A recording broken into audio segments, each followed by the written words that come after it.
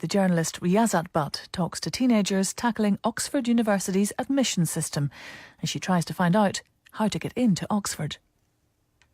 So, welcome on to Balliol. As you've probably seen on your way in, this is the front quad. Looks a bit strange and fairy tale-like, but I kind of like that. If we make our way over here. It's open day at Oxford University, and Balliol College is full of awestruck teenagers and excited-looking parents, all keen to learn more about Britain's oldest university. This is the Fellows' Garden. This is where the Fellows are meant to hang out. I've never seen them actually here, but it's very pretty. I'd only ever seen pictures of Oxford when I applied, but I remember feeling that going there would transform my life. And it did.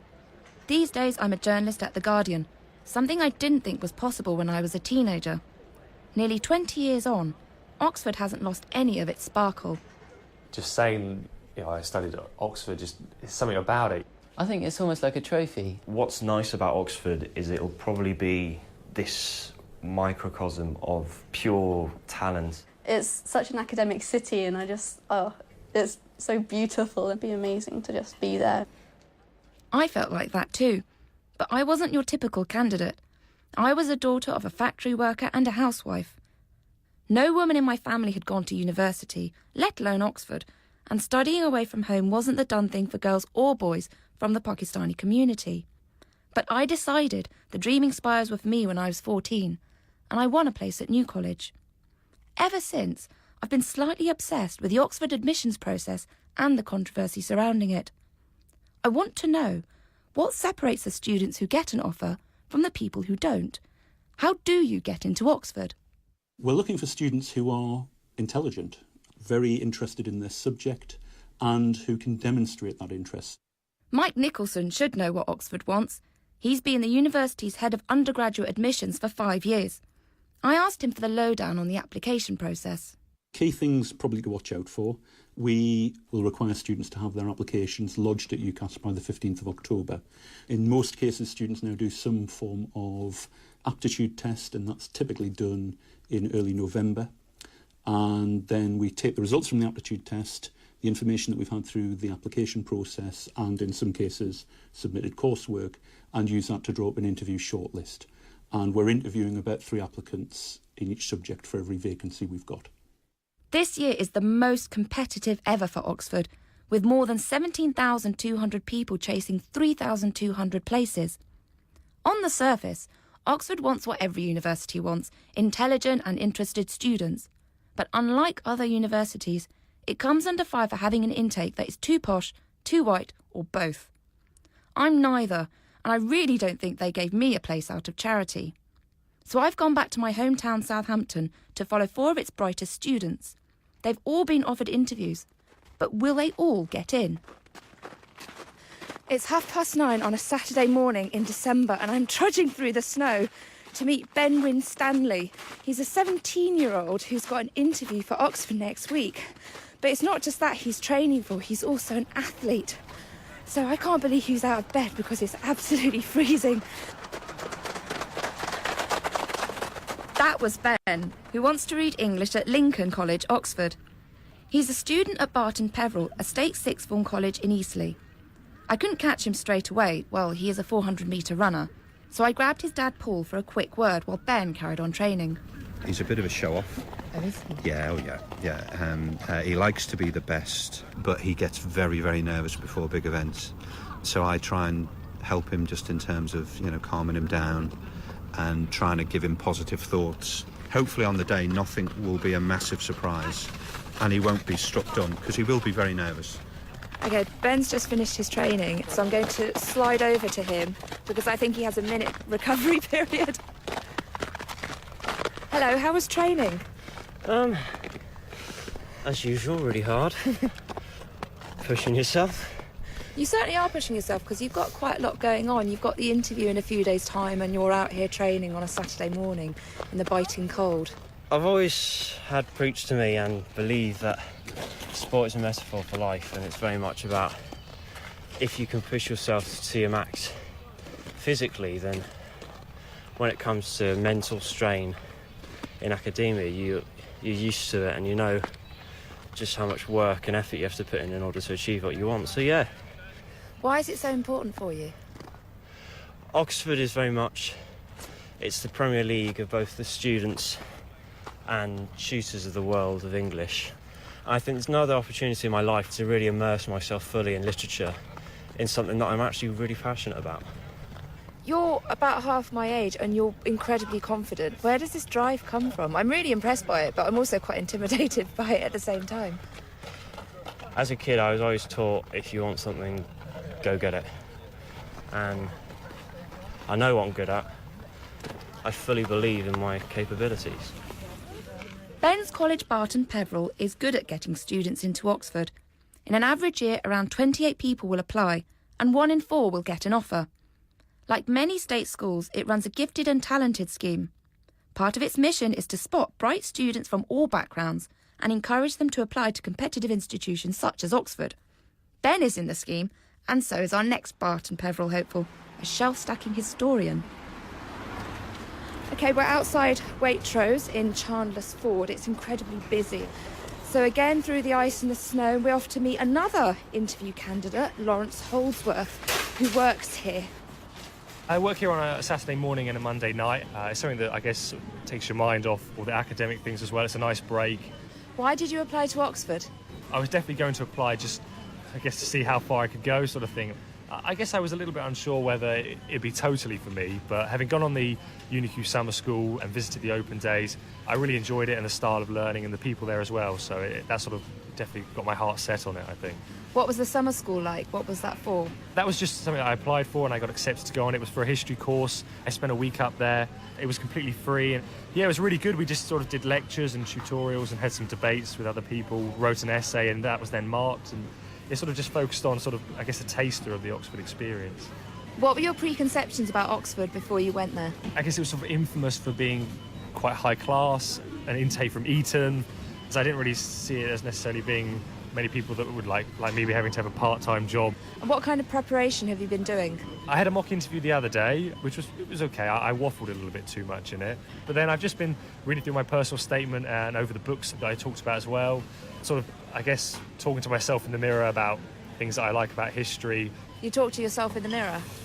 Just a little bit, every now and then. The summer school Lawrence attended wasn't around when I was in sixth form. It's part of the university's outreach programme. And in my day, the gifted and talented scheme didn't exist either. So I felt if I wanted a serious chance of getting into Oxford, I'd have to study somewhere that knew Oxford and understood its admissions policy. I opted for King Edward's, a private school famous for its track record in sending pupils to the best universities. I was lucky enough to get a bursary and cheeky enough to wangle a discount. 20 years on, it's still attracting pupils who want to go to Oxford. From a young age, my parents really tried to instill into me that education is pretty much the most important thing. It's kind of been a dream of my father's that one of his children would go to Oxford. Raghulan Vigneswaran, or Rags as his friends call him, is a student at King Edward's. He's on a bursary and a scholarship. He's applied to read Economics and Management at Balliol, which is one of Oxford's most competitive courses. When I meet him, his mum Sakku and dad Kanna are celebrating their silver wedding anniversary. But that's not the only good news. Rags has an interview. I am from Sri Lanka. I knew about Oxford in my country. I knew about Oxford is a very big thing. I didn't think it will happen. So I am very excited and very happy. Actually, in my mind, I am crying, because I am so happy. I am waiting for the results of the interview. You have to do well for your mum, I think. How about you, Dad? Me too, definitely. I am very proud and very excited. It's a great thing because it's a good future for him. That's what we want. He must have a good future. What sort of things have you been doing to prepare yourself? I've been looking over my personal statement and rereading the books that I've mentioned in that. As well as that, I've been looking at a few economic blogs, seeing what a few commentators are saying. What are you hoping they'll ask you? Wow, I just hope it goes into some kind of deep discussion about some economic topic which proves really interesting. Because even if I don't get through, I'd love to have an experience which is kind of unique, really intellectual. And what do you think your chances are? It's so difficult to say that. Statistically, it's Statistically, let's go on statistics, yeah. 30% of students are meant to be invited to interview for economics management, and 8.9% of applicants are meant to get into it. So that's about a 1 in 3 chance, hopefully. If I hadn't gone to King Edward's, I would have gone further up the road to Taunton's, where most of my school friends went. It's a state college that sends 2 or 3 students to Oxford every year. It's also one of the 78% of colleges and schools in the UK visited by the university admissions team as part of its outreach programme. Taunton student Bethany White has been invited for interview at Mansfield College to read English literature. I have to go up on the Monday night, and then it says you'll be required to stay until at least 5 p.m. on Wednesday and maybe required until Thursday. It could be like an adventure as well. That's what I thought, a bit like going to Hogwarts or something. Yeah. Do you think you're as well prepared as you could be? No. Well, if you think about all these other private schools where they do coach people for Oxford and Cambridge, they would have done a lot of preparation. I haven't even had a mock interview. I've had things through the post from companies saying, oh, if you pay this amount of money, we can take you for a special weekend or something and give you coaching for interviews and admissions entrance tests and all that kind of thing. But obviously you have to pay quite a lot of money for that. And I don't think I'll be as prepared as quite a few, well, the majority of applicants, I suppose. But I don't know. I'm hoping that they'll kind of pick up on the potential. Our Fantastic Four are preparing themselves as best they can for their interviews. But what do the tutors want? In Oxford, the man who will be interviewing Rags is Professor No. But will he say yes? I asked him what sort of student he was after. What we're looking for is a student who can address issues in a logical fashion, reason from premises to conclusion. We're looking for someone who can stand up for their own ideas but is not completely inflexible, so that the interviewer can show that they've made a set of statements which are logical contradictions, and the interviewer points it out. We wouldn't want a student who, stuck to his guns in that case. But we in general want one who can stick up for himself, think logically, and it's fairly easy to see whether that's the case, even for a student who may be a bit hesitant or shy or uncomfortable in the situation. One can still see how well the student thinks. How easy is it to tell students who have been coached from the students who have that slightly more organic approach to this process? Surprisingly, it's not as hard as you might think. If you have a coach student, they'll generally have a script, and they run the script on a prompt. So you can frequently ask them the same question, but phrase it differently, or make a slight variant. Instead of asking the question, just ask them the negation of the question, and their script will not run, and you will quickly see that they're coached but not apt. What's your favourite question? My favorite interview question, actually, I'm not sure I should give you any of my interview questions. I'm sorry. I would not want to come out as giving anyone a leg up. It was slightly mean of me to do this, but having met Professor No, I wanted to ask Rags how his interview went, so I arranged to meet him outside Balliol. Here he is. Hello. Hi. How did it go? Well, it was okay. It wasn't as awesome as I hoped it would be, to be honest, but I think I survived it. The tutors were quite welcoming, quite friendly, a bit daunting trying to talk to them, but overall it was quite nice. What kind of things were you asked? For the management side, I was kind of tested on this excerpt that we got beforehand. And for the economics, we just went into a discussion about a topic. Towards the middle of it, I thought I was drowning a little bit, but I think it went okay, and I think I saved it a little bit, hopefully. Even though he was a bit rattled, it was good of Rags to talk to me straight after such an intense experience. Candidates often believe the interview is make or break. But how do tutors feel about it? It's wonderful, actually. It's an experience. It gives you their teachability, their response to what's directly in front of them. So it's a wonderful way of really seeing the candidate themselves rather than their schooling. That's Sos Eltis, an English tutor at Brasenose College who teaches other dons how to interview students. Her voice is husky because she's been interviewing non-stop for 3 days. Some years, it's taken 50 interviews to fill around half a dozen places. I think the interview is the most important thing for really seeing the candidate, seeing the potential rather than the polish, and for trying not just to see where they've got to now, but where we think they can get to in 3 or 4 years' time. Because every school teacher knows there's a difference between the candidate who can get an A or an A star at A level, and that's really where they're going to plateau. That's as good as they are. and the pupil where they can get an A at A-level, but that's just the start of it. There's so much else they want to do and so much else they want to know about, and that actually A-level's holding them back because they want to think more widely, they want to not do things according to set criteria and so on. And those are the candidates we're looking for. So you can't tell that from paper alone. You have to see them and talk to them. How important is diversity when you're considering applicants? Diversity is enormously important in the sense that Oxford should be a university that everybody thinks of as for the best students. It's enormously important that it isn't seen for any particular social class or any particular educational class or racial class or anything else. It's got to be for everybody who loves those subjects and wants to learn. When it comes to selecting candidates, you've got to select them purely on how good they are.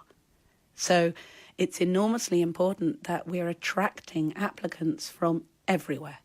But no agenda should be interfering with the best candidates when they get here. The suggestion appears to be that a diversity agenda should not obstruct Oxford's quest for the best, even if, statistically, the best are mainly white and middle class. But for courses like English, the best seems to me a pretty subjective measure, especially when much of the decision rests on a pair of 25-minute conversations. So how was it for our English literature candidates? I asked Bethany and Ben the athlete what they made of their interviews. I was aware that I would be given these anonymous pros for me to look at. Fortunately, the first piece I was given, I recognised immediately the kind of format it was in and what they were asking. The second piece, however, was a little more complex. I think how it worked over the two interviews is they had kind of this good cop, bad cop thing going on, where the first interview you were very much greeted with these friendly tutors, very much agreeing with what you're saying, encouraging you. And the second one for me, they were very passive, the faces were kind of deadpan. Did it live up to your expectations in that case? I think in the round I was very, very pleased with what happened, and I think in terms of what I said, there was nothing else that I felt that I didn't say that I could have said. So yeah, pleased. I came out of the first interview and I felt completely broken. I was like, oh dear, this is the end of my road. But I thought, no, persevere. So I think I was quite proud that I was able to go into the second interview feeling, well, confident-ish. What was the setup like? Were there 2 tutors per interview? Yeah, I had 2 interviews and there were 2 tutors per interview, but they were from the same college. So one interview was basically, we were given an extract of a poem and we had to read it and assess it and give our points, our first impressions and everything. And then they asked a few general questions about literature and my interests. And then the other interview was with 2 different people and they asked about my personal statement, my written work that I'd submitted, and again, general reading and interests. What was the weirdest or the hardest question they asked you? The weirdest question, which comes to mind quite quickly, was they were talking about my other subjects, and I do classics and religious studies. So a lady was asking me about how they related to English, which was, straightforward. But then I said how I found Greek culture kind of is very similar to our own and kind of laid the foundations. Then she started saying, but how can we have a culture that's based on slavery and stuff, and how is that good? And I was like, well, I have no idea. Well, I waffled something or other, but I wasn't expecting that. Now that you've met some of the candidates and you've been through the interviews, what do you think your chances are? I think they're pretty slim. I'm not thinking that it's going to happen, really. I think there are a lot better candidates than me that deserve to go through a bit more, a lot more, I think. I just think everyone's a lot cleverer. In all my meetings with Bethany, she's always talked about students who are brighter and better than her. I think she means those who go to private schools. While 7% of pupils in England and Wales are from the independent sector, they make up around 46% of Oxford's undergraduates. I asked Mike Nicholson if the university should be more representative of society. I think you've got to try and work out what representative means in the context of who's able to apply to Oxford. If the minimum standard, as it currently is 3 grade A's, then that's the pool that you're working from. So instead of 7% of students who are being educated in the independent sector being representative, it's the over 1/3 of all students who get A grades at A level being in the independent sector. Is there a problem with the way state schools prepare their students for Oxford admissions? There are a lot of students who are being encouraged, perhaps, to learn to pass the exam. And that's actually not a very good preparation for coming to Oxford, because what we're not encouraging students to do is just learn stuff and regurgitate it. We're encouraging them to think and engage with the material. And I think what signifies, good, excellent teaching in schools, whether it's state or independent sector, is the teacher who's prepared to encourage the student to think beyond the syllabus and examine issues that maybe aren't going to necessarily get them a few extra points on a test, but encourage them to understand how that aspect of biology or that particular aspect of English literature helps them understand the broader subject. 3 of our 4 candidates have been through the state education system. They clearly have the potential to study at a top university, and they're heading for straight A's, the standard requirement for those applying to Oxford. But every year, nearly 36,000 people get 3 A's. Oxford only has 3,200 places. Will any of those go to our Southampton students? I'm in the front room of Bethany's house with her budgies, Theo and Tiffin, and the last time I saw you was after you'd had your interviews at Mansfield for English. Yes, indeed. What news have you had, Bethany? Well, I've been offered a place Yay! to read English for 3 years at Mansfield. Congratulations. So, hooray! I didn't really believe it for quite a long time. I didn't really accept it until the evening of the Monday. So, hooray! I actually got in. What do you think it was about your application as a whole that persuaded them? It was all kind of natural. Like when I was talking, I hadn't planned anything, and maybe that helped in a way that I hadn't preconceived any of these ideas or anything that I was going to say. It was just spontaneous. I mean, you've gone through the process now, so what advice would you give to people who are thinking of applying? I would say do your preparation, read, make sure that everything on your personal statement is the truth, because they do pick you up on that. They do go through it with a fine-tooth comb. When you do the ELATs, which is the English admissions test, just show what you find interesting, and then they'll kind of get a sense of what you're like as an English student. And then I guess for the interviews, don't get too hung up on it. Just go for it, really, as yourself. Everything that you've learned and everything that you find interesting, make sure that comes across, and your passion, really. Just the enthusiasm and passion is something that's really important. And if you haven't got that, then don't bother, I would say. It was good news too for Lawrence, our shelf-stacking historian. I asked what he thought clinched it for him. One thing that I found really useful is I went on the UniQ summer school, which gave me a good taster of the teaching system, which was something that I sort of really enjoyed, the debating that comes with it, and how you sort of really get to explore matters but also go off at a tangent. That sort of taster of it was really nice. So I think that was something that I definitely advise. When it comes to the actual process and sort of interviews and such, I thought it was, perhaps one of the most useful things was simply just sort of talking about your subject as much as you can and becoming comfortable with it. I was fortunate enough that a few teachers here had spare time where they were willing to sort of sit down with me and talk about just historical matters, and which I think was sort of something that I found really useful in the actual interview experience. For Bethany and Lawrence to claim their place at Oxford, they must still get 3 A's in their A-levels. But what about Ben, our athlete? Has he been pipped at the post? Sadly, he received a rejection letter from Lincoln. He contacted them to find out why. I got to, unfortunately, which was I think the 5th letter in, and I ripped it up. So I didn't actually read anything else. Wow. My parents kind of pieced together the letter to actually read the rest of it, but I'd stormed off by that point and wasn't interested. I recovered about a week ago from it all. I suffered a lot from a massive loss in confidence. I don't like being told no because we said so, which was basically what they were doing. Sadly, it seemed to play to this Oxford stereotype of superciliousness and kind of above everybody else, to the point where we don't even need to give you a reason. It sounds like you wanted to hold them to account. Yeah, I wanted to know why, because I really felt like I deserved my place. What did they tell you about it? Each stage of the interview process, the test, the submitted work, and the interview itself is marked out of 10. Do you know how you were ranked in the interviews? Not very high. I was 24th out of 30, whereas I was joint second for my submitted work and that's top 10 for my test. So that's a huge discrepancy. Mm-hmm. How did you feel when you learned that? I knew I wasn't incredible, certainly in my second interview, but I was very surprised. It sounds like you lost your confidence a bit during that interview. Is that what happened? Confidence is the wrong word. I would say assurance. My final stop in Southampton was at Rag's house.